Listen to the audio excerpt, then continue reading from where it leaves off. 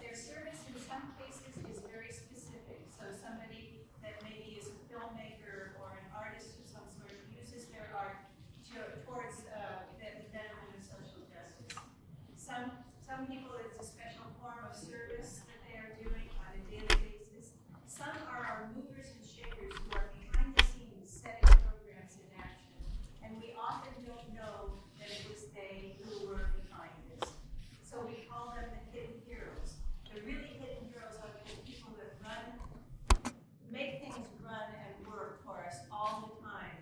And we forget, we keep remembering, we don't remember until they don't have them with us. But they keep us going, they keep all of us going. So the number of people that we are doing today have all been selected by their peers. Who have submitted them and vouched for them, and I'm going to let Dory Basley, who works with me on this project, tell you exactly kind of what we do that is different in honoring our recognition people than usually happens. Yes, I'm Dory, and I work with the writers on this project, and we've turned this award ceremony into a sort of documentary theatrical project. We bring in 6 stories. We bring in 5 or 6 writers or writers/actors to interview the award winners.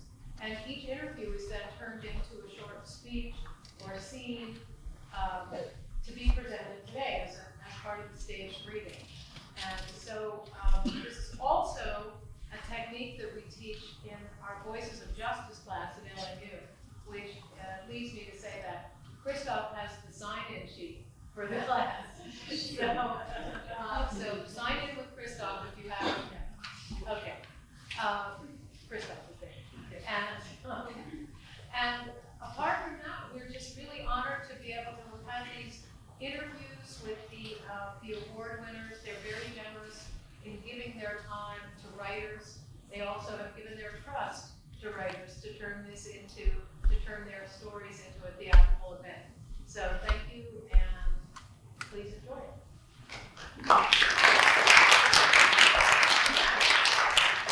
Yeah.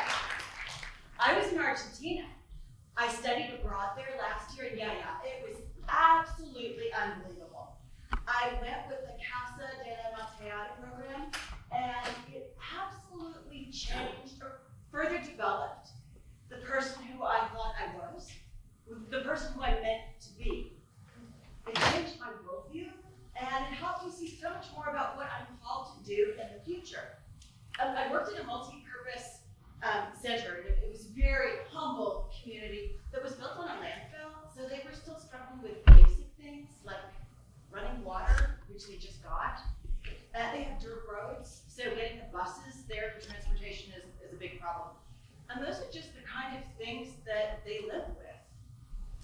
But I worked at this preschool/daycare, and I worked in 2- and 4-year-old classrooms, so I was a teacher's aide, and it was absolutely exhausting. The schools, they don't have a lot of supplies, and there's maybe 30 kids to one not particularly well-prepared teacher. So it was a lot of chaos. It was a lot of kids throwing things everywhere, throwing punches and toys and whacking boogers and helping them eat food and picking it up off the floor because they were messy. But a lot of what the kids taught me so much was about one of the pillars of the program, which is accompaniment, which has totally shifted the way I see service. Because doing service before was always like, you went and did service for another individual. It was like, what can I give you? And it had this kind of superiority, inferiority complex. But the service of this program focuses on is more an accompaniment. Kind of like, I'm just here to be with you, to know you, and to know your struggles and your joys, and what makes you happy, and what makes you hurt, and I want to share that with you. So my sophomore year, going into my junior year, I went on a trip to Jamaica after I came back from Argentina, and it was absolutely amazing. I was actually a bit nervous for it because I'd spent 3 months in Argentina, and it was a very intentional program about community and really trying to understand what accompaniment And one of the places we went to was an elderly home right outside of Kingston, and it was absolutely amazing. I spent most of my time reading to this blind man named Mr. Herman, and all he wanted me to do was to read him the Bible. So, I got his Bible that was in a black trash bag, that was in another black trash bag, that was in another black trash bag, that was in a white trash bag, that was in a suitcase. So it was like a mission. I have to get his Bible. So we finally got it, and I opened up and I was like, okay, Mr. Herman, what would you like me to read? And he was like, Genesis. Start at the beginning. so I started reading Genesis. And God said, let there be light, and there was light, and God saw. It was good. And I'm reading. God called the dry land earth, and the gathering of the waters he called seas, and God saw. It was good. Every time. And God saw all that he had made. And it was very good. He just had this huge smile on his face the entire time I'm reading him. And it was just so amazing to hear this book that I've grown up with my entire life. You hear it in Mass, and it's just like, yeah, it's Genesis, yeah. But what really got my heart that day was, as I was ready to go, everyone's getting ready to say goodbye. And he holds onto my hand and he kind of bows his head down. And was just like, Not a lot of people come to read to me. Thank you for spending so much time with me. and then the next day, we went to school and we played with the little kids, and it was really great to see them. And really awful at the same time, the deep contrast between spending the day with an elderly man and not spending the day with a bunch of kids, but still, the joy, the excitement they had when they saw us. They were climbing on us, and they were braiding our hair, and it was so full of energy. It was absolutely exhausting. It was so much fun. And it was this man, Mr. Grant. It was a small school, and he worked as a janitor and was like the maintenance person. He does a little bit of everything. He heard that the previous day one of the little boys had hit his head and slammed his finger on one of the fences. And Mr. Grant was filled with so much sorrow because these were like his kids. So everybody's saying goodbye to everyone, and I went up to him and I gave him a hug and I said, this might not mean anything to you, but I just want to thank you for everything you're doing for these kids, the love that you pour into the school, and how much you believe in working with these kids. The look on his face was so unforgettable. It reminded me of this time that I was in Argentina, and I went to this small, very beautiful parish. And I walked in early to the church, and the sisters were getting the church ready. And immediately I was embarrassed because they came up to me and were hugging me. And they were like, how long will you be here? And they were hugging me. And one of the sisters came up to me and she just gave me this big hug. She just embraced me. And she was like, the way that she gave me this look was like, I love you. Thank you for coming here. And immediately I just felt tears rolling down my cheeks because it was so crazy. Because I wasn't looking into her eyes anymore. I was looking into God's eyes, which is just so weird to retell and think about. But when I close my eyes and I see her face, it's just such a powerful feeling that I get with just so much peace and joy and love that's so innocent and wise at the same time.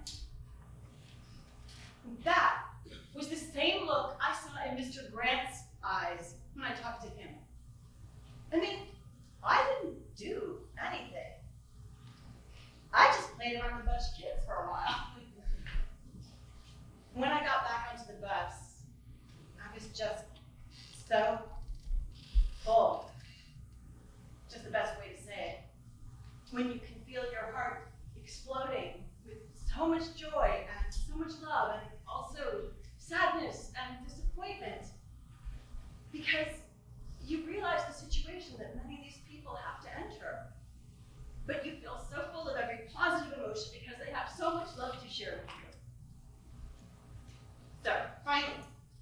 it's Mother Teresa's Missionaries of Charities in Jamaica. And they give us a nice tour, and the place is absolutely beautiful. And I sat next to this woman called Miss Virginia, and she was 103 years old. And that just baffled me, because this woman had more energy than I had on some days. Right? And the crazy part was that we couldn't have a real full conversation because it was really hard to understand her accent. And it was hard for her to understand my accent, and her vocal cords are 103 years old. But one of the women, I don't know for sure if she was a sister, but she was one of the volunteers who worked at home. She said, "Does anybody want to sing to Jesus?" And all of the little ladies were so excited. And in unison, they all started singing the same song. And she was singing along as well as her little vocal cords would allow her to. She's moving and dancing and singing praise. It was just so beautiful to see how these women come together to sing praise to someone they love so much. And then Miss Virginia put her arm around me, and I couldn't sing because I didn't know the song, but I did kind of go along with it. And then Miss Virginia grabs my hands and raises them over my head, and she was just like shaking because there was so much power of the Holy Spirit. And then she just gives me a kiss on my cheek and wraps her arms around me again, and then she looks me straight in the eyes with the same look that Mr. Grant had given me and the Sisters of Argentina, like into the depths of my soul. And so lovingly and so gently, she says, "I love you. Thank you for being here with me today." And of course, I just lose it. And she just keeps singing, "Praise Jesus."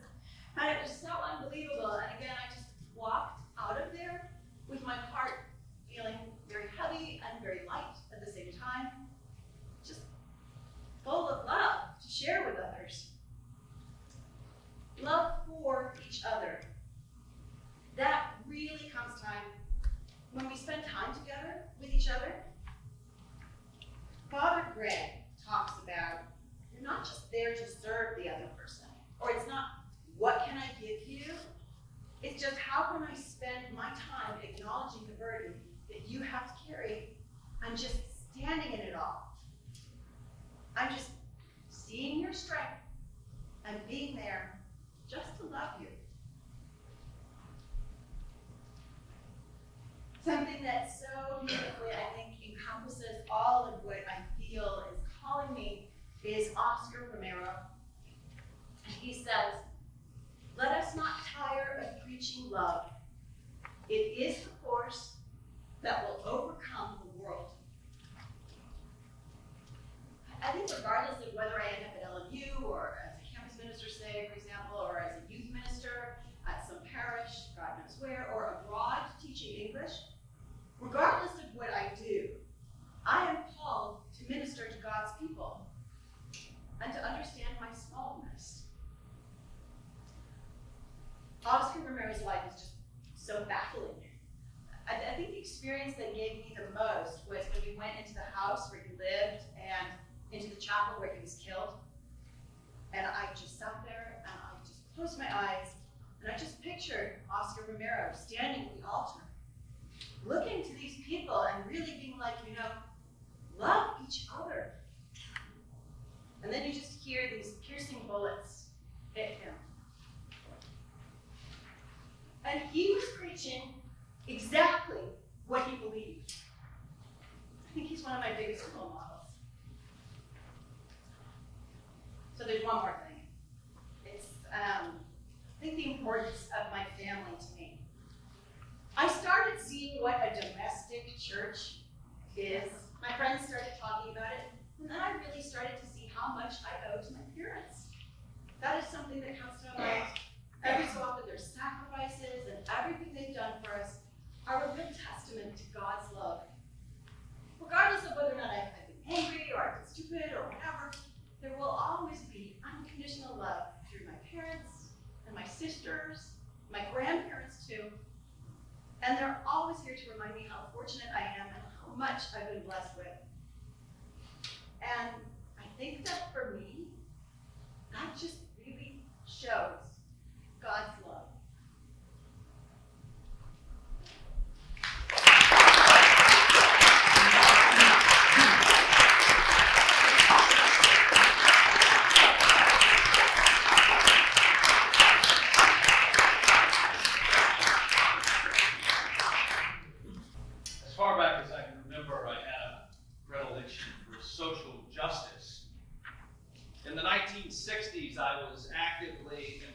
civil rights and Vietnam War protests. So I think I had in me, without having anybody consciously steer me in that direction, a predilection for social justice. It probably makes some sense to start earlier. I grew up in Southern California in Anaheim, so there was a certain conservative Republican Orange County point of view from my parents that never quite took root. For a while I thought I'd become a lawyer, so I majored in political science. I decided to attend UC Santa Barbara to play football, but that didn't work out. I became more active in the various movements of the time. This was the height of the civil rights era in the Vietnam War. 1968 was a pretty turbulent year. We lost MLK and Bobby Kennedy. I was a huge Bobby Kennedy supporter, so his loss was devastating to me.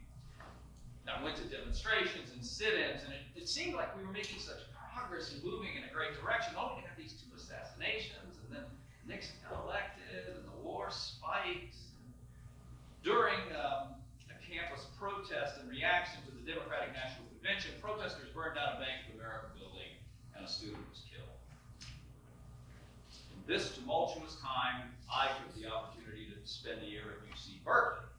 Talk about a hotspot. There were protests and tear gas in the streets every day. Faculty even encouraged students to skip class and attend protests, which furthered the Republicans' fear of universities being a bastion of liberal conversion. And my dad and I would have some pretty serious arguments and debates that would drive my mom crazy. My dad, the conservative Orange County Republican who's been in favor of the war, actually changed his mind over time. I can remember the moment that he said, I have come to the conclusion the Vietnam War is wrong.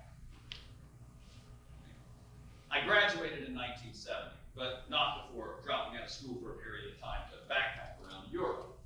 Because of this, I became eligible for the draft. This happened at a time when the draft lottery occurred, and I was lucky enough to receive a high number that was never called. The one lottery I ever won. Despite our disagreements, my parents were very supportive of me. I was the first in my family to receive a college education, and my parents didn't want me to squander that. When I was doing odd jobs in construction after graduating, they were probably thinking, well, that's not something that fits a college education. But it was important to me. I got to work with good people who were skilled, but didn't have the same education that I had. And at the time, it's hard to get hired if you had long hair. I found a job working in the kitchen of a restaurant, but they wouldn't let me out into the dining room because they didn't want somebody who looked like me to be seen in public. Not long after graduating, a friend of mine called to say there was a camp opening in Utah, and they were hiring. It was the United Cerebral Palsy of Salt Lake City. He said, come, work with me, we'll have a great summer. I wasn't employed this summer. Okay. Threw my stuff in my VW bus, and I drove to Utah. When I got there, they found the camp was still under construction. It wasn't even done being built. Trailer for an office, and a lot of dust, so I built the camp. I remember the first time I thought this was a job for me. I used to drive people to and from camp, and that's how I met Dora May. She was in her 20s and had Down syndrome, and as we drove, she'd be talking, and I couldn't understand a word she was saying because people with Down syndrome often have disfluency. She was so excited to be going to camp. And over time, I learned to understand her. Gosh, she was such a delight. After doing this work for the summer, I thought this was something I could be doing for a career. But I found myself sliding back into old habits, getting a job in construction. But when winter hit, construction work dried up and I needed a new job. So I found a job at a community center as an adaptive physical education teacher, even though I had no experience doing this, but I did have a college degree. So. What made me the right person for that job at that time? Well, if naivety is a blessing, then I guess I have to say that's what it was.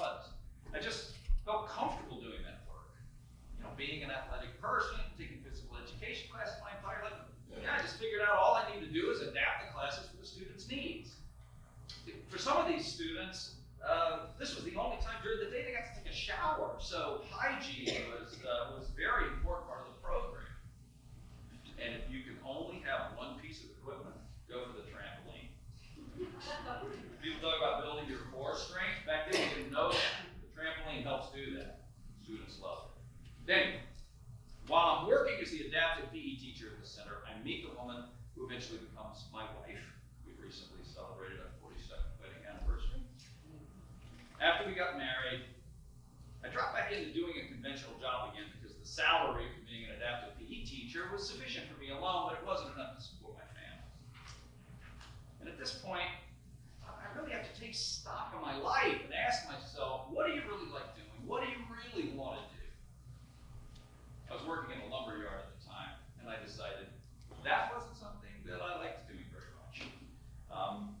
The best job I ever had was working with students with disabilities. So I decided to grow up, go that route, make a career decision. Went to the University of Utah to get a teaching credential and a master's degree. I was part of the first group who was educated under the New Education for All Handicapped Children Act, which is now called Individuals with Disabilities Education Act, or IDEA. Before this 1975 law, there were no rights for students with disabilities in public school education. And because there were no laws, there were few teachers trained to teach students with disabilities. People with disabilities, I think, are the most marginalized people in the world. Disability is an equal opportunity situation. Doesn't matter how wealthy or poor you are, what your gender or sexual orientation is. At one time or another, anyone who lives long enough will become disabled somehow. And yet it goes for nothing.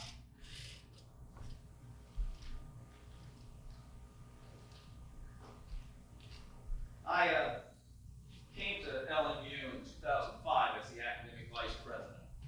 At the time, I felt like things around campus were so slow and so hidden. There's so much this university could be known for, so much more we could provide for our students. I also learned there was a feeling of disenfranchisement permeating some areas of the faculty. So one of the things I did was to encourage those faculty who felt disenfranchised to take on leadership positions within the university. We've since become more diverse as a student body and the faculty and the staff. The sense of disenfranchisement is eased. There's an expanding number of students with disabilities attending LMU, including a big jump in students with autism. We also looked at the curriculum at the time, and I didn't think our students in this day and age were best served by having a menu of general education courses, which is what you generally find in public colleges and universities. I thought the LMU education could be more specific and based more in the Jesuit tradition. I strongly encourage the revision of the core curriculum, which hadn't been touched in 30 years. It needed serious modernization and revision. It might sound funny to people outside of higher ed to hear that faculty might be resistant to revised curriculum, but there was a strong attachment to the way it was. Change was contentious. I was a bit of a lone ranger pushing for change.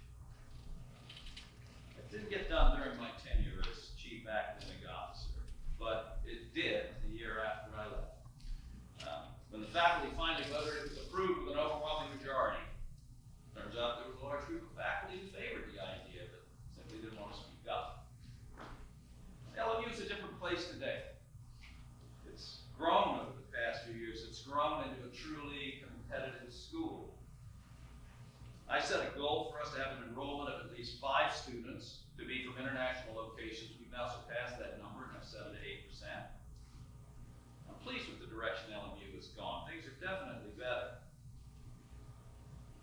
I don't believe I accomplished anything on my own. I had the opportunity to work with and hire a number of really influential people who brought excellent ideas with them, and they helped transform LMU in a short amount of time. Nobody accomplishes great change by themselves. You always have to have a team of people who believe what you believe and are willing to roll up their sleeves and work with you to make the changes that need to be made. And I had those people. Paul Zaliza, Ray Linda Brown, Briscoe, Joseph Helligy, Dennis Draper, Chris Broncolini, Abby Robinson Armstrong, and especially Shane Martin. This is my favorite quote from Tao Te Ching by Lao Tzu. He said that most loved leaders are transparent and kindly.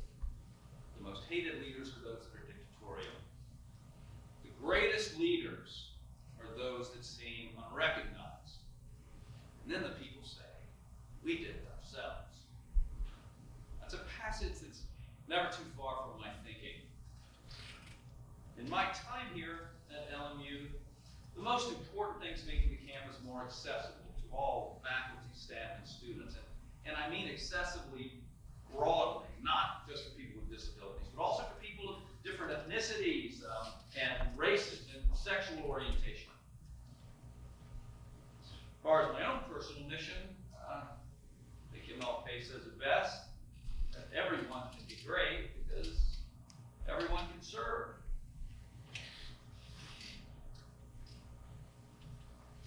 I'm retiring at the end of this academic year, and I feel very fortunate. I've had a great career. Been lucky to land here. And make friends here. It's been good.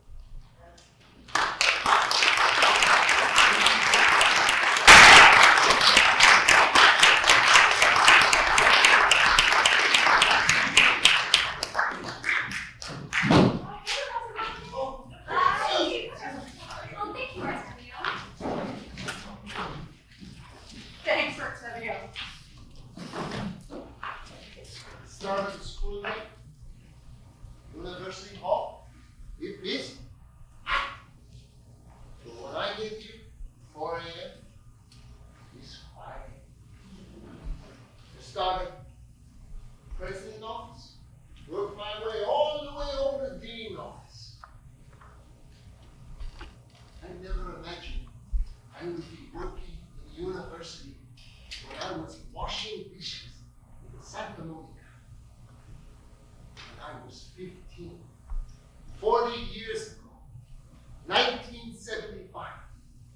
My oldest brother was here working in Santa Monica. He sent for me and my next oldest brother.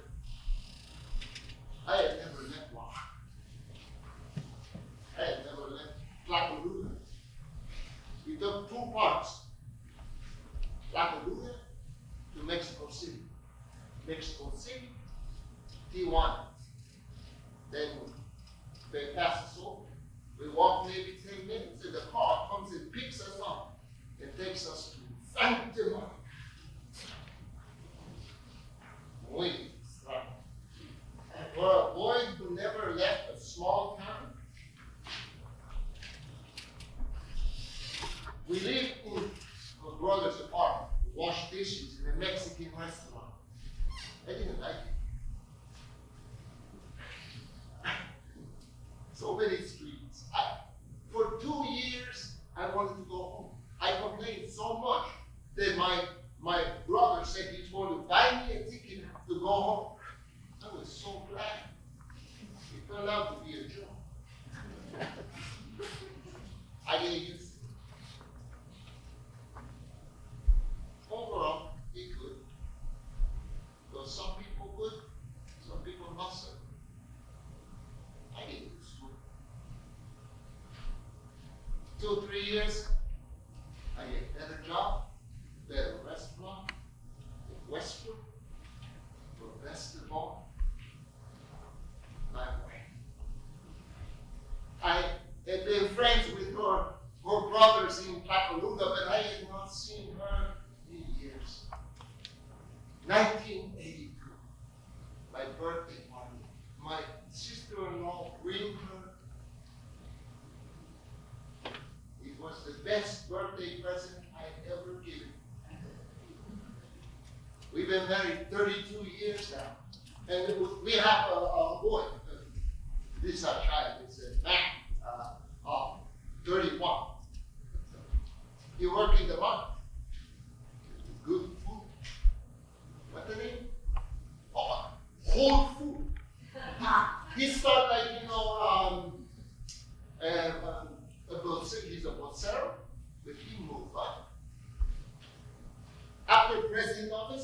I moved to 4,700. Students come like 7:30, say 6:30. They start to work at the computer. Some students, they work all night. I come, sometimes students sleep at the computer. Buenos días, Guillermo. Artemio, how's it going? Good, good. He's always so cheerful. Of course. I'm happy to be here, helping you all out. I start to work. People say to me, you happy? I say, I try. I have problems. I'm leaving them outside. It's like being in a family. If other workers need a doctor's appointment, take care of sick family, I cover for them. And they do the same for me.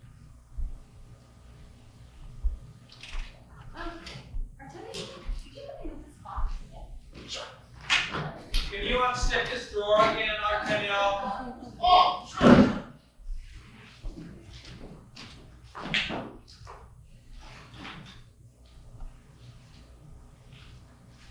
That's what they like. That's my job. I say, don't worry, I'm here. That's why I'm here, because you need something, I help you everybody. Whatever any person needs something, I like to help. Some students, I see over all their years here. One history student, I met him when he was doing his first year. And I see him until he finished his bachelor. And then he comes back. He does his master's. And then he goes out into the job market. That's a hard time.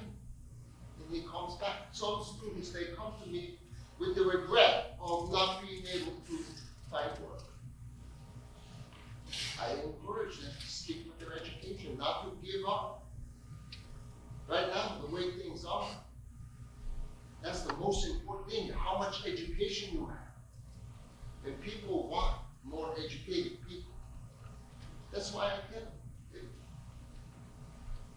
I don't want them to waste the opportunity that I never had. That has to.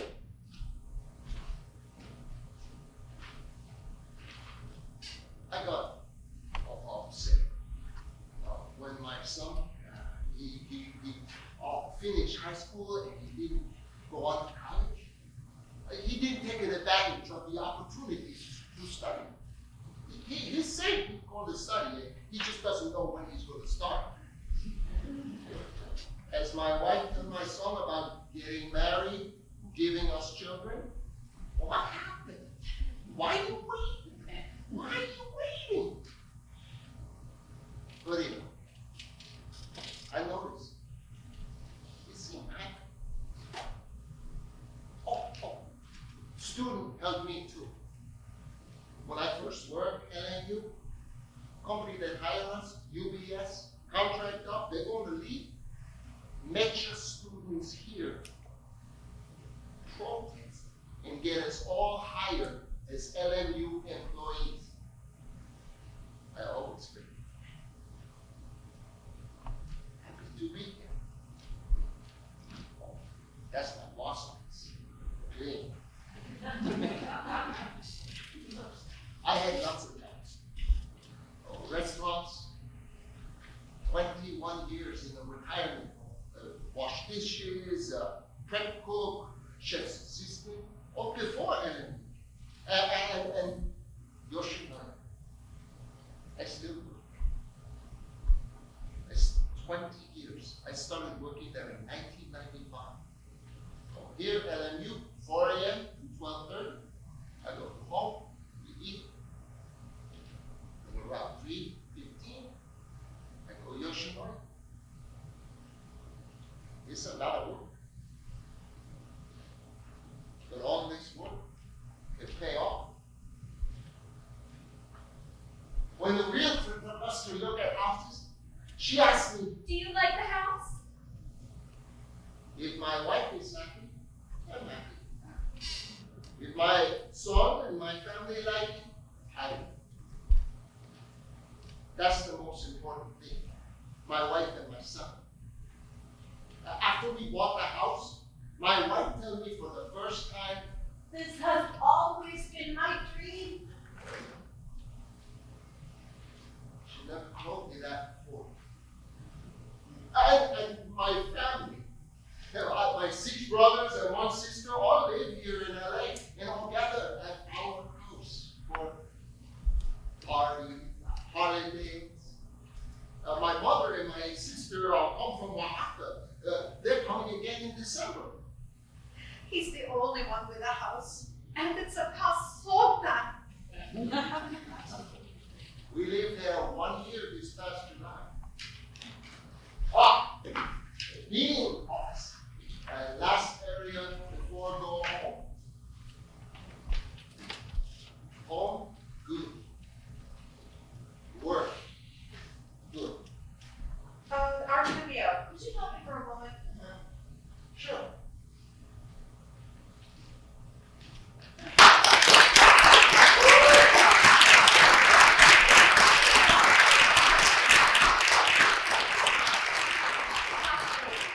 One of the chief barriers to accepting God's generosity is our limited notion of what we are able to accomplish.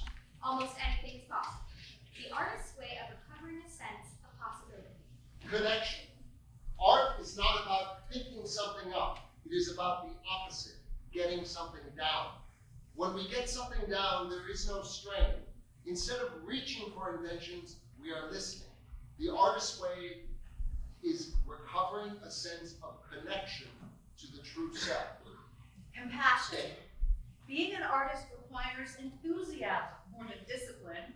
Enthusiasm is not an emotional state. It's a spiritual commitment, a loving surrender. The artist's way is recovering a sense of compassion. You probably heard of The Artist's Way by Julia Cameron. I'm working through her book right now. I'm trying to find out what I'm going to do next. The future. I'm not a real artist. I never said that. But I do like to get things done. I mean, I think my biggest challenge is this ever good enough? I think that's my thing, you know? Could we be doing more? That's my mentality. You know, let's do this, and then let's look at how we can make it better. I'm not that person who says, yeah, that was so great, and then shut up. For me, there's always, next time, I think we could, you know.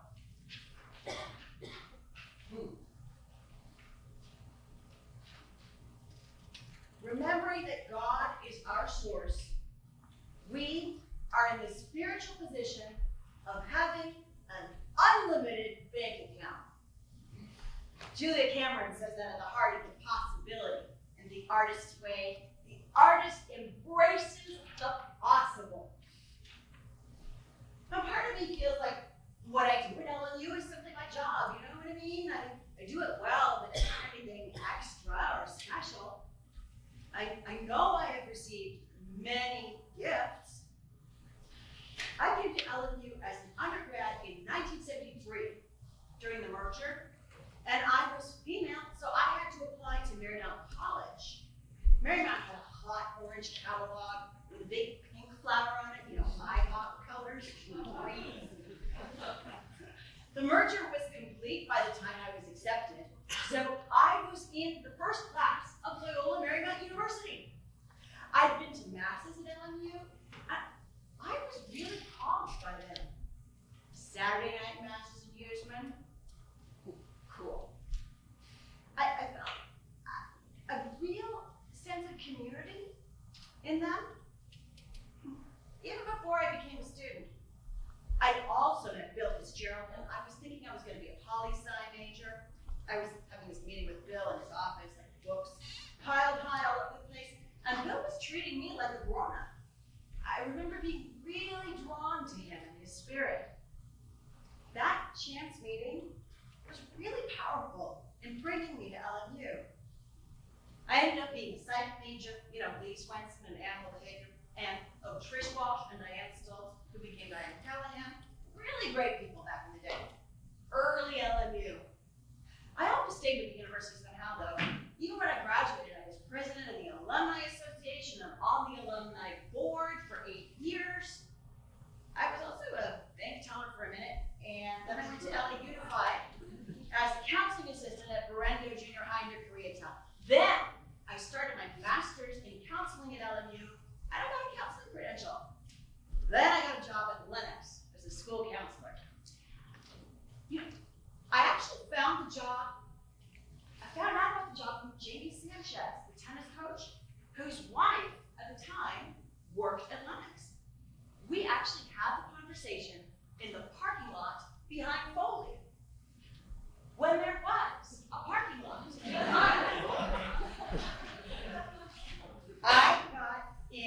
I got the job in the Lenox School District, and I was there for 17 years. I loved it. I felt a lot of freedom, a lot of possibility. And I find that's something that's important to me.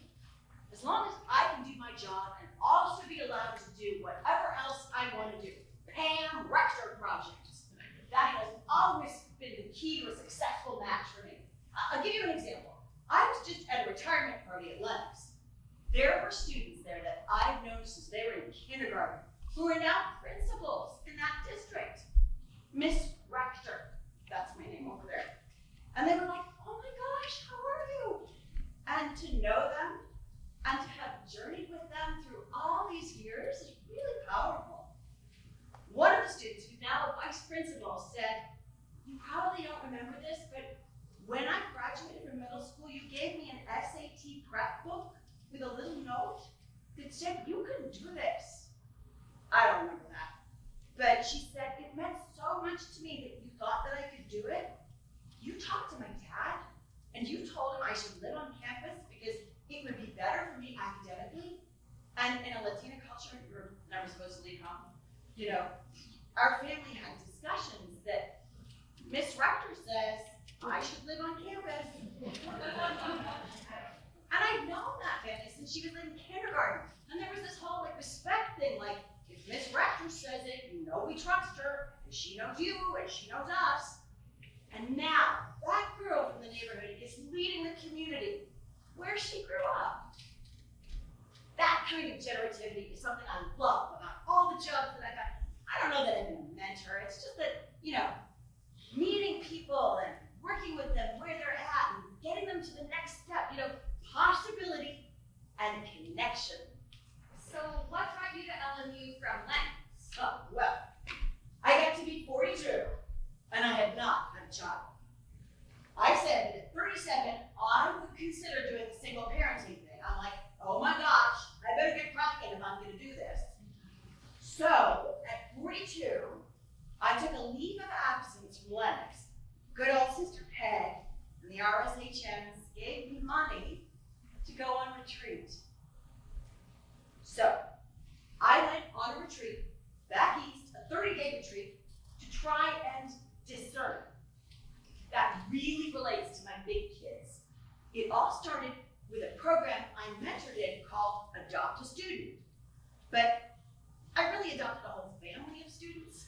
Can I come back to that? It's actually important. So I'm on retreat and I'm thinking, maybe my students are enough. Maybe that's all I'm called to do. But I discerned that I was really called to be a mother, to give birth to a child. So I decided, I'm really gonna do this. Well, all hell broke loose. I'd been in relationships, but they weren't working. So I decided on artificial insemination. Sperm donors, profiles, anonymous donor versus a friend, you could be a partner or a godfather, all the options. My mother cautioned that Dr. Laura, on the radio, said it was a selfish thing to think about artificial insemination and single parenting. My dad said that if I was having a midlife crisis, why didn't I just go out and buy a car?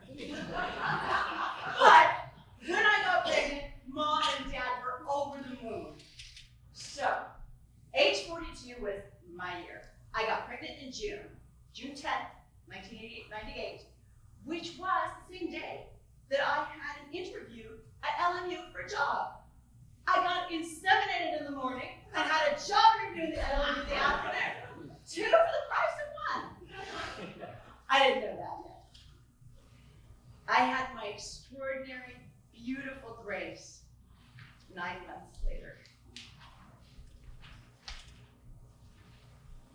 LMU made me director of EPIC, Educational Placement in Communities. But it was under career development, so we had to bust it out of there, and we renamed it, we redeveloped it.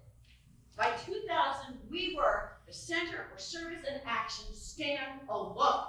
So you were the founder of the Center for Service and Action at LMU, the place where the mission goes into action? I am the founder! It was around that era I met this guy who worked for the Hilton Foundation who was looking to fund student volunteerism, and they picked us. I was talking to him on the phone while sitting in my car in the Fox Hills Mall parking lot. Hey, the parking lots are good for me. Anyway, he gave us a $284,000 grant, which allowed us to hire more people and grow. Then we worked together and created a proposal and won $1 million endowment to create new programming like the Alternative Breaks program. Well, being an artist requires enthusiasm and a spiritual commitment to others. The artist's way recovers a sense of compassion. You see, I've always been an enthusiastic traveler. So, 1 month, I was off from work. I went to Guatemala and took a boat ride from a town on a lake to a mission across the lake. We were in a motorboat and found an incredible community. And we've been going to that town for the past 15 years now. It's a very poor, indigenous town, and with rich traditions though. And we worked with the community in all kinds of ways. We go on alternative break instead of Cabo or South Beach. We go to San Lucas Tolima, Guatemala. The students discover a new reality, recover a sense of compassion they didn't really even know they had. We're working right now with the Rigoberto Menchú Foundation, which is in Guatemala. They have a school. We learn indigenous traditions. We work with the kids and the families. It's cool. Again, the benefit of being in an alternative break is that we are always so busy in our lives, bless you, that when you go to another location, international, domestic, we are immersing ourselves in somebody else's reality. International trips are best because the students can't use their phones. And they're all away from their college requirements and their labs, and they can focus. Possibility, connection, compassion, it's all there. One time, we were in Ecuador, and it was very hot. And one of the kids went out to the liquor store and got a bunch of popsicles, like icy pops, and we were having our evening reflection, and this kid with the popsicle says, everybody pick a flavor and relate your experience in Ecuador to your popsicle. So, that sounds loony, but some people got sweet ones, some people got sour ones, some got flavors they'd never tasted. It's a metaphor for the reality of going into these homes and seeing these sweet kids who live in some pretty rough conditions. So, that's alternative breaks. So, let me talk about El Espejo for a minute. No, wait, actually, let me talk about Miriam Vega. That's the best story ever. Miriam Vega just graduated from LMU. She grew up in Lenox, went to Lenox Middle School. She went through the El Espejo program as a kid, and then came to LMU, was on the executive board, and became president of El Espejo. Here's this kid from the neighborhood, undocumented. And now she's leading the program. That's what we want for these kids. We want them and their parents to have the vision that college is possible. El Espejo mentors start as LMU freshmen and mentor all 4 years.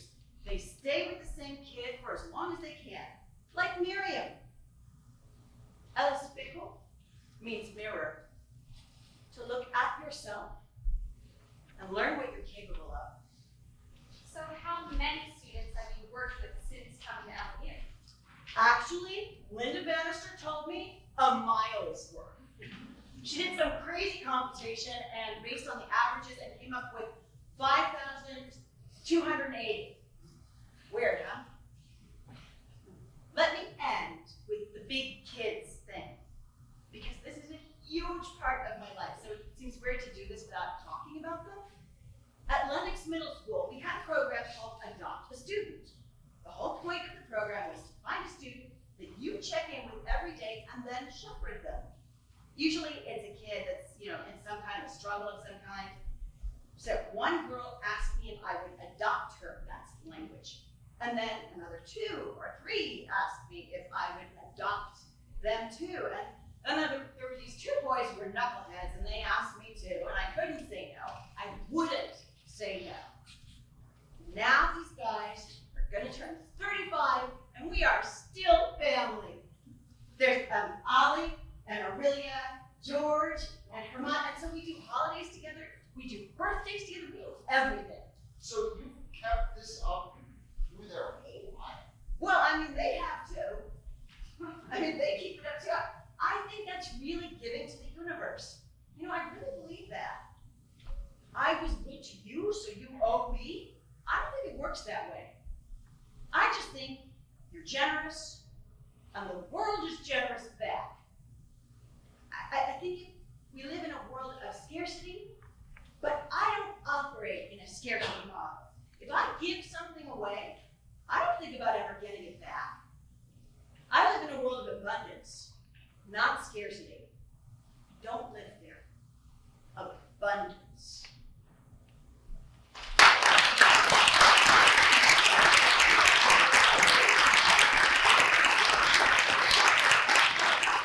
Vlasta Levo?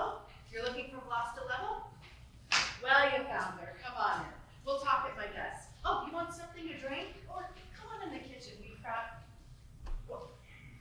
Dean's office. No. All of those boxes are going to his new office eventually. Correct. They just go to 106 until we can get them to 304. Yes, correct. All right now. Bye-bye. Next week is my last week. I've been here at the law school. In August, it will be 23 years. So happy here. Love living here. I'm 65, and my goal was to stay till 66, but I'm a first-time grandma. Luca was born March 20th. And after lots of soul searching, I thought, it's payback time. My mom took care of both my boys after I went back to work, so I really, truly felt compelled to give my son and daughter-in-law time. I told the law school, I'll give you 6 months. So the boss, Victor, being Gold, has been good enough to give me an unpaid leave of absence. So I promised that on December 21st, I will know one way or the other whether I can take on this nanny gig full time, or if I just throw in the towel and pay someone to watch the kid for me. Because this scares me more than anything. Anything! Oh, I've loved this place. It's been a great ride. And I've always, pretty much from the beginning, been in the dean's suite. And now everything's changing with the new dean coming in and Dean Gold moving upstairs and guys, go ahead in that office. Just knock on the door, start moving them. They're ready for you. No, they've been warned. There's just 2 people in there. No, they know you're coming. Just no. Just go on in. See what I mean? This is my life. This is what I do every day, all day. They'll tell you they call me the sergeant around here. Some other names too. But if you Google me, you'll find my name most often because of the summer abroad programs, especially China. I ended up going to China 10 years in a row. Who in the world would have thought that I'd end up in China? Thank you, gentlemen. Oh, I know you'll be back. But don't worry, I'll be here. I'm not going anywhere. We started in 1999, and I went from the beginning until 2007, no, was it 08? Beijing, the University of International Business and Economics, in their law school. When we first went, they recommended hotels in the area, or we could stay on campus.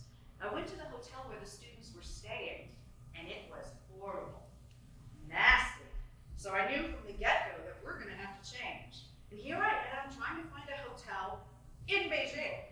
And I don't speak Chinese. And I find a really lovely one that wasn't that far away from the school. So we get them into that hotel. In the second year, we end up going back there because it was really nice. And then I discover that the lovely ladies dressed in all the regalia that were there in the lobby, it was not actually a restaurant, but a bordello. And I went, oh my God, I'm from a Jesuit law school and I've got students staying in a hotel with an on-site bordello. Well, that was interesting. Needless to say, from that point forward, I stayed at the same hotel as the students. Oh, yes, hey, believe it or not, ladies, I'm being interviewed here. Hey, I heard you were one of the people responsible for nominating me for this award. I don't know what for, you tell me. Okay. By the time the 10th year rolled around, I no longer went up to the Great Wall with the kids. I brought a book, sat down at the bottom, and waited for it. Costa Rica, same thing, 2000 to 2008. I'd stay for the first 3 or 4 days, once everything was rolling, all set, then I'd come back home. I was taking care of those 2 programs from this office, and I basically did my own thing. But then David Burcham threw me down the hall into my own office with an assistant to do events. All the events on campus as director of events. And then in 2008, David becomes provost of LMU and Victor becomes dean here at the law school. And he asks if I'd be willing to come back to this office and do what I was doing when he was associate dean. I say, as long as you guarantee me that my salary won't change, I'll be happy to come here. Because at that point, and I gotta tell you, I hated the director role because of all the meetings. Every time you turn around, there's a meeting. I don't have time for meetings. And it was not just doing events, but First Fridays too. Every First Friday, we have a speaker come on campus. And I send out invitations, order the food, be here at 7 a.m., and then we have mass, and after mass, we have a continental breakfast, and then a talk, and then they leave. And we'd start all over again. Can you take that box? Yeah, and the pictures. The loose ones against the wall. Yeah, that's right. Thank you, gentlemen.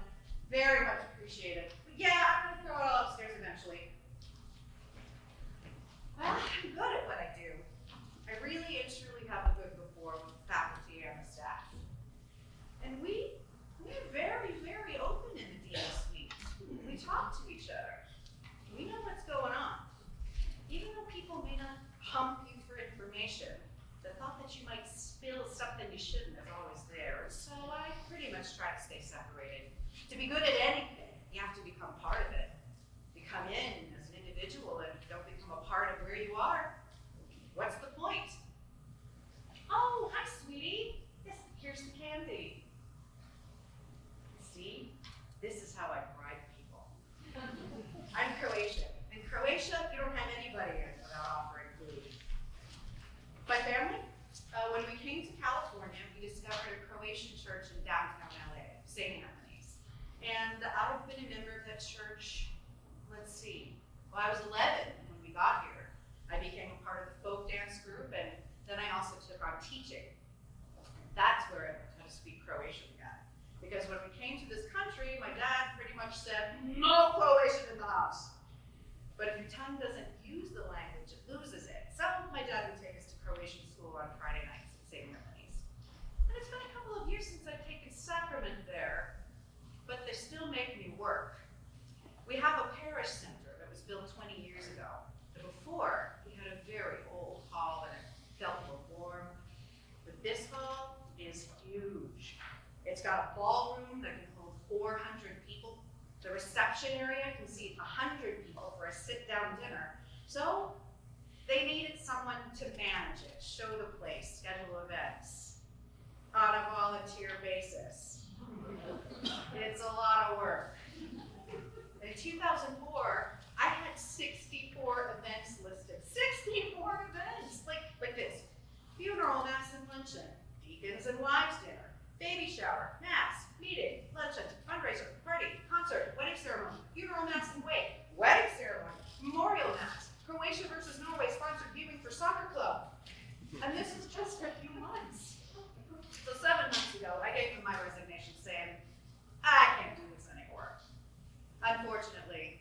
still doing it. They haven't managed to find anyone, but they haven't really looked for anyone, of course. And I keep telling them, you gotta pay somebody. Nobody will do this for free. But this is what I do. I've always needed to help people, and it's a sickness. Quite honestly, my life would have been so much better if I weren't like this, but I am. So I kind of embrace it. What else can you do? I got married when I was 24 to my first husband, and that lasted all of not even 3 years. Gotta give my dad credit. He told me as he's walking me down the aisle, "Don't do this. You don't have to do this." And I didn't have the guts to stop it because there were 350 people waiting for the wedding. And so, being very foolish, very naive, I ended up getting pregnant on my honeymoon. By the time, oh, hello there, you're meeting with Deb. Deb, company! So, by the time my son David turned 1, I ended up breaking it off. We moved into a house in Southgate, and I pretty much raised him for the first 7 years of his life on my own.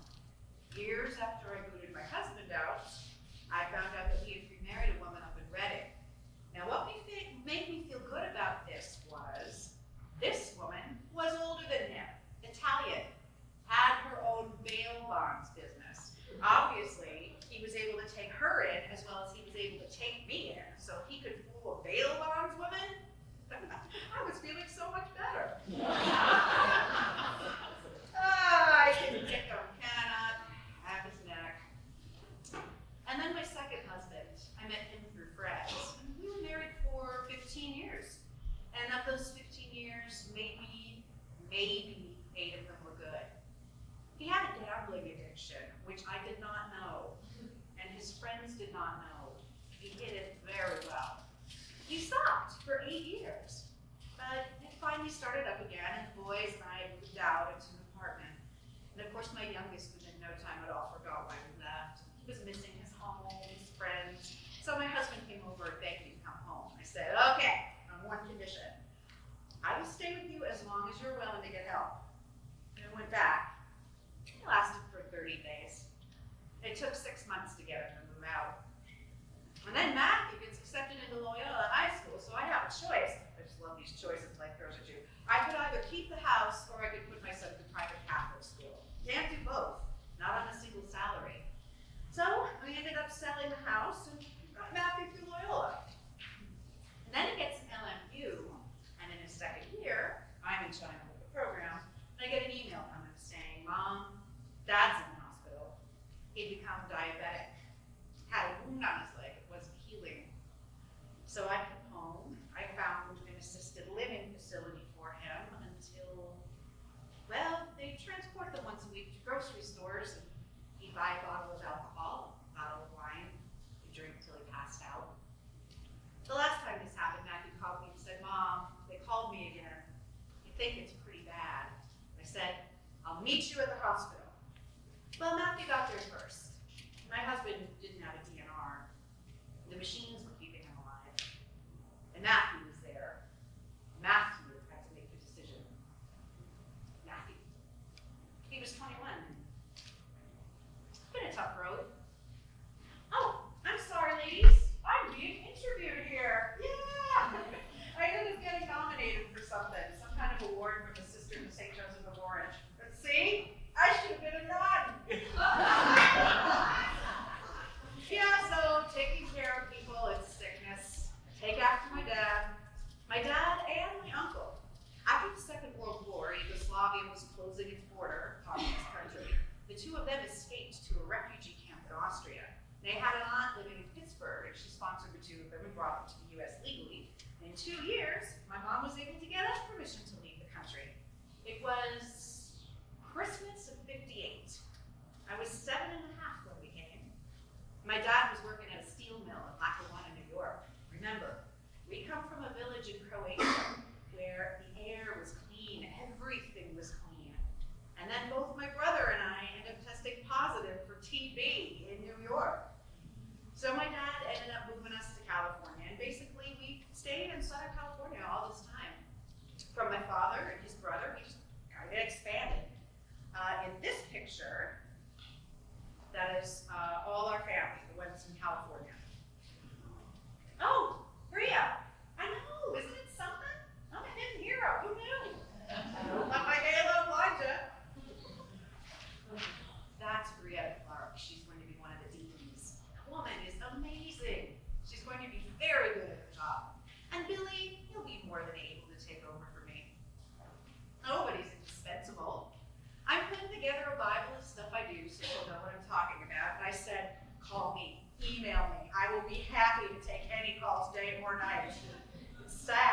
is true. Me and the baby. Let's hope I don't do too much damage. I'm looking forward to the day when I can take him places and talk to him and play games with him and do that fun stuff. I'm much better at communicating with people. Now, are you sure you don't want something to eat? Why don't you take the pretzels? Go on, go ahead, take them. Take them all.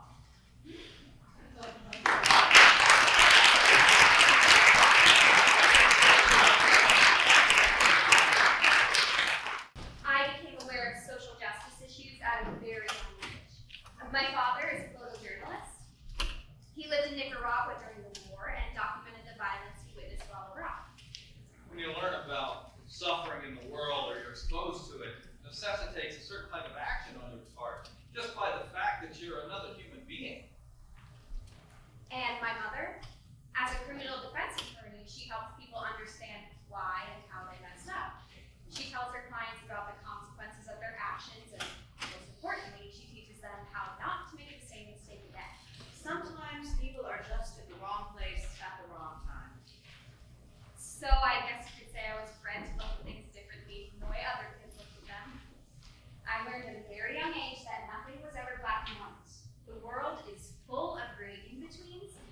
Different levels of privilege, education, and circumstance color every individual experience differently, which I guess was a big lesson to learn pre-puberty. In high school, we had college recruiters come to our campus, and LMU was one of them. Back then, I really had no idea what I wanted to do or where I wanted to go to school. I just knew I did not want to be a business major like everyone else. Luckily, the recruiter mentioned LMU's high-standing film and television production major, and I was ecstatic. I didn't realize I could major in something I love. And with the mission statement of education of the whole person, I fell in love.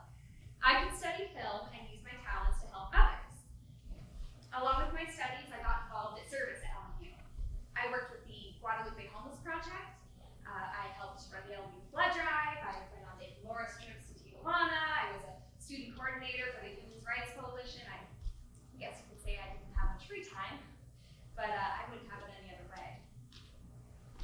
There's a certain type of magic that exists in serving others, especially when that service is just sitting and being alone with another person.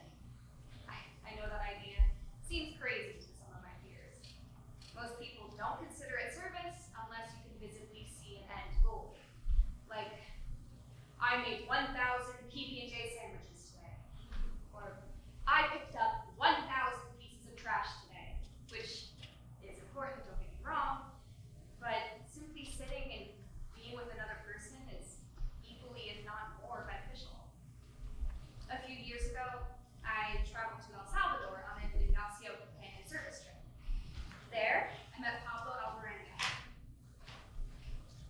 From 1980 to 1992, a civil war raged in El Salvador between the U.S.-supported military government and the left-wing FMLN guerrilla groups. The Army's counterinsurgency strategies included terrorizing civilians to keep them from supporting the communist guerrillas. 16,000 unarmed civilians were killed in 1981 alone. All the youth were turning up dead in the trash piles around us. Pablo lost 5 of his children to the war. Benjamin, Died as a messenger moving between guerrilla encampments in the mountains. Gladys, Shot in the back and drowned in her own blood. Nena, Died in an ambush. She was raped and cut to pieces with a machete. Victor, Was killed by tank gunfire. The military army stripped him, poured gasoline on him, set him on fire. Samuel, and Pauline. Committed suicide. He left a note saying, Papa, Mom, I made this decision so I would not be a burden to either of you in this life. Goodbye. despite his hardships, Pablo found it in his heart to forgive those who continue on so that one day we will be able to live as brothers and sisters, forgiving one another. Story was amazing. I had to make a documentary about them. It was a moment where there were no words left, so art took over. There was nothing I could do to bring back his children, but I was able to use my talents to expose the injustice he and his community faced. One day, I was doing service at the Guadalupe Homeless Project, and I sat down and I chatted with this man. He said he was from El Salvador, and I was so excited to talk with him about his life and my life-changing experience there. And we began to talk about his experience during the Civil War. However, as our conversation progressed, I realized that he fought on the U.S. government-supported military side, the side that was responsible for so much of the violence the country faced, the side that was responsible for the deaths of Don Pablo's children, along with countless others. This man showed no remorse or regret for helping kill his own people, my friends. I wanted to meet him. I wanted to be angry and yell, but I couldn't. My duty then was to be with this man no matter what, to sit with him as a peer and hear his story. And afterward, all I could do was cry. I cried for this man in front of me, for the people he might have been involved in killing, for all the people of El Salvador that lost their lives to the reckless violence of war. And I cried for Don Pablo, who had already forgiven this man, and all the others who fought for the government during that time. I realized that I too must forgive him and love him. Hate doesn't put us anywhere, but love does. Whatever one does with his or her life, it is imperative to remember those on the margins and those who suffer. For each contribution to society affects a community in some way. We were put on this earth for each other, as a community of human beings. The world can only be liberated from the plagues of life when it embraces solidarity. I want to continue to use film to bear witness to the injustices of the world and to share the stories of the voiceless. I want to use my art however I can for the betterment of the world. For my parents, for Don Pablo, for El Salvador, for myself, for you. ¿Cómo no va a ser fuerte nuestra fe? No es una sangre viva la que nos da vida a nosotros. No son hijos del Señor los que creyeron en Él por un mundo mejor para todos los que dieron la vida igual que Jesús. Seguimos adelante, que un día, no vamos a ser todos, pero sí la mayoría, que vamos a poder convivir como hermanos, perdonándonos unos a otros.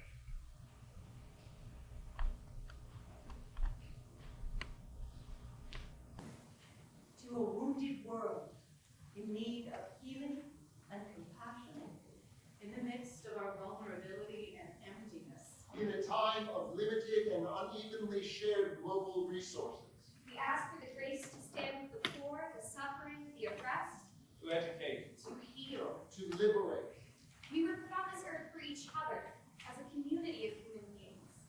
Nobody accomplishes great change by themselves. You always have to have a team of people who believe what you believe and are willing to roll up their sleeves and work with you to make the changes that need to be made. I've always needed to help people. I say, don't worry, I'm here. That's why I'm here. Because you need something?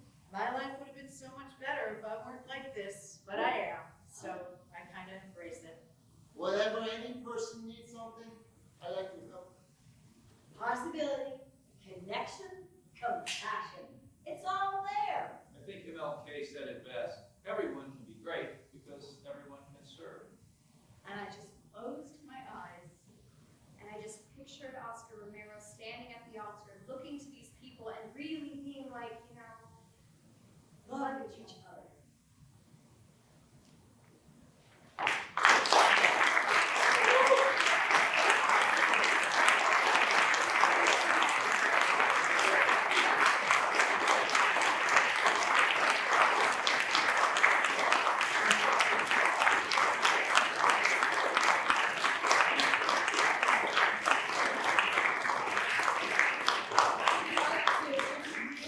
our award winners, Kristen Chintilla.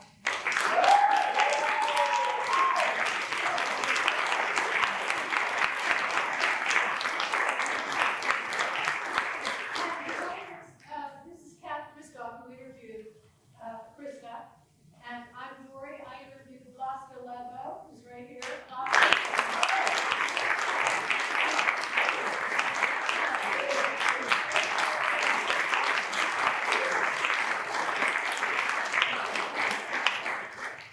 My name is Heather, and I interviewed Gabriella.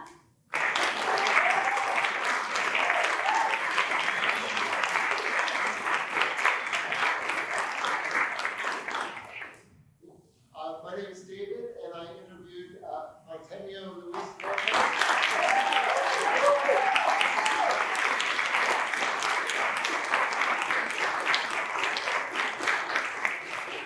And I'm Linda Bannister, and I have the privilege of interviewing Pam Rector.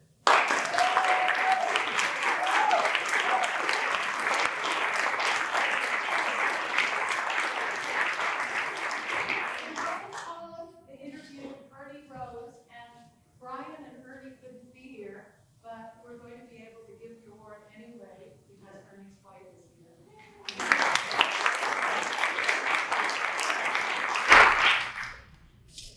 It gives me a great pleasure, first, before we give out the recognitions, to introduce the artist who will tell us a little bit about the meaning and significance of the particular recognition. Sister Sarah Jones.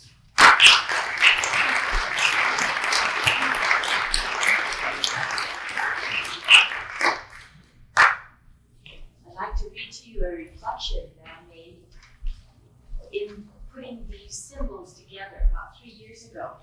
Sister Marianne and Sister Judith and the group asked me as a potter, as an artist, to think about the symbols that might be meaningful for hidden heroes. And so this is what I said. Clay is of the earth, like ourselves. Each medallion has been hand-carved and sculpted with 2 types of porcelain clay. The lace on the back side reminds us of our beginnings, the beginnings of the Sisters of St. Joseph. We started in 1650 in France.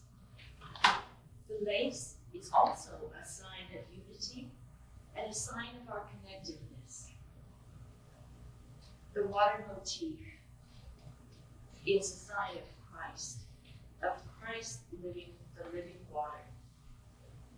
And the cross that we wear is a symbol of commitment.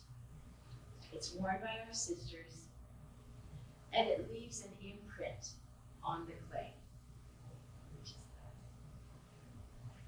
The single rose, or sometimes a bouquet, is often given in recognition of a gratitude for an achievement. This rose represents and is given to our hidden hero. And there's a space on the other side of the rose that is empty, and it's for the hidden hero to look at that space and remember their roses, the roses that brought them here. Then there's a bridge near the bottom of the plate, or the medallion, and that's the bridge of Carcassonne in France, and it represents the connection when our founder and Sisters of St. Joseph, Jean-Pierre Madame, a Jesuit, was trying to get both of them out at the same time, crossed over that bridge from his small village and entered into a world in great need of reconciliation and justice. And it is said that you, hidden heroes, the bridge builders, you connect life and work. You connect prayer and action, joy and sorrow, reconciliation and unity. I chose a really beautiful glaze. It's a celadon. It's called True Celadon. It is one of the highest glazes. This glaze is supposed to help it look more like a gemstone. because we want to just give back the esteem that we have for you and that you have given to us as witnesses. There is a little thing I did not write on here, and it's just quickly. There's some little scratchiness underneath the bridge, and at the end of carving this out and sculpting the rails and putting it on, I go through and I put this little edgy mark on it all the way up through the cross. And in my mind as an artist and as a sister of St. Joseph, and praying for each person as I make each of these individually, I think of it as a mythical storytelling, that each mark is a story of good news that has come from the time that the Carcassonne Bridge was first crossed, and into your lives, you have marks on the petal of your rose, saying that you have also had great stories that change all of us, and I think that's true. So I think the last thing is that each of these was made with great prayer over a 2-month period, and for you. Thank you for the opportunity.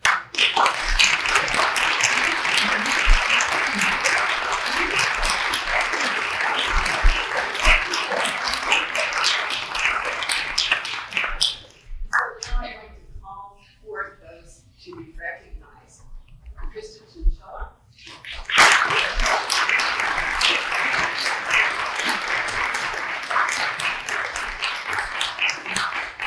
You know, I've had the delight of interviewing Krista, and I shared what I wrote about her to Judith and Dory.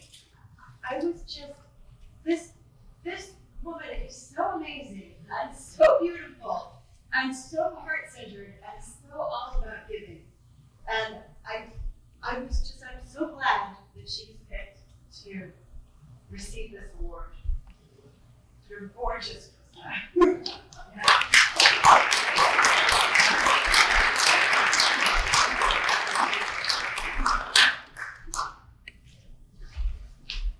Pam Rector.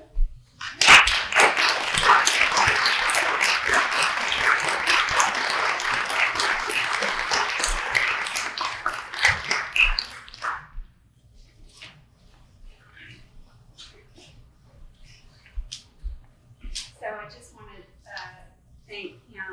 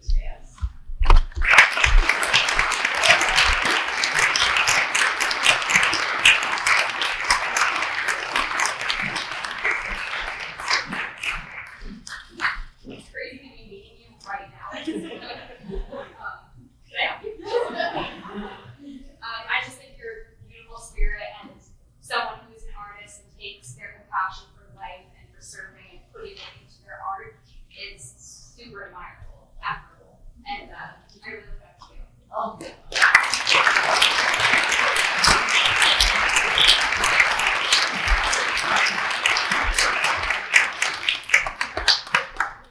Ernie Rose, and we're going to hear a few words from Ernie right now. He was not able to be with us because he is working and at a conference presenting himself. Good afternoon. Well, we're sorry that we're not able to have Ernie with us present today at the Heroes presentation and celebration. It's really marvelous to have him here with us via video. Thank you, Sister Marianne. I am very humbled by this recognition, and it's particularly meaningful to me to receive this from the Sisters of St. Joseph, because some years ago, and I'll say many years ago, I was born at St. Joseph's Hospital in Norwich. So it's always been a pleasure for me to say to you and some of the other sisters from time to time, belated thanks for taking such good care of me many years ago.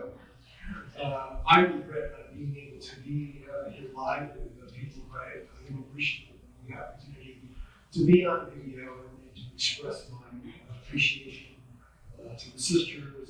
And I also want to thank Ryan James Pollock, who wrote a very kind and generous narrative for this event today, and to my colleagues who asked me, especially in the School of Education, and my dean, Dr. Shane Martin, who is not only a transformative leader, but a good friend, and I appreciate all that he has done for me. I am humbled to be amongst the other people being recognized today. I'm glad to hear that this is going to be video the entire event, because I look forward to hearing about their lives and what they've done. I do have to say, I know Pam Rector, I've known her since my early days here in Halloween. I have a great appreciation for what she and her colleagues do in the Center for Service in Action. I had the good fortune a couple of years ago of being a faculty advisor on an alternative spring break to Haiti, and the way the students conducted themselves and everything was just really terrific, and spoke volumes for the center and for the American University. The end of my narrative includes a quote from Dr. Martin Luther King, which says that everyone can be great because everyone can serve.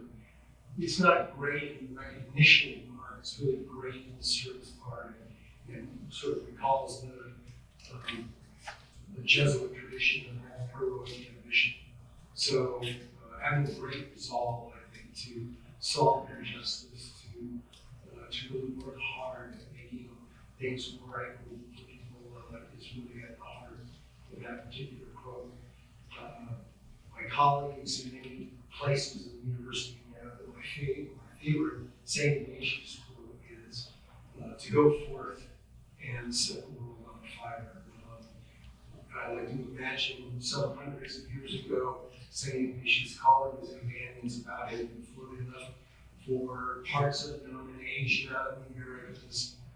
They gathered them about him and said, go forth and set the world on fire with the Holy Spirit, with the gospel, with educating people, with serving the neediest and most vulnerable amongst those that they came in contact with. So you make that pledge today that we will go forth and set the world on fire, because Black lives matter, because brown lives matter, because women's lives matter, because children's lives matter, because individuals with disabilities lives matter, because LGBTQ lives matter, because immigrant lives matter, because refugee lives matter. And because of that, we can encourage ourselves and each other every day to go forth and set the world on fire. So I want to express again my great appreciation to the Sisters of St. Joseph for this recognition. I will always cherish your kindness and your generosity. My deepest appreciation. Well, thank you very much, Ernie, and it's going to give me great pleasure to be able to offer you that medallion upon your return from your ministry. Thank you so much.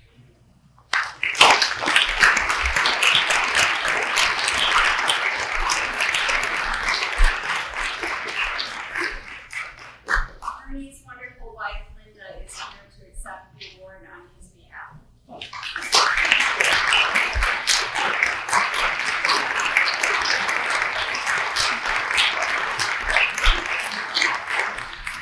And thank you all for being with us, and we encourage you that before you set the world on fire for the rest of the week, if you would, and I certainly encourage you to do that, to go out and celebrate with the people who have already been starting to do that.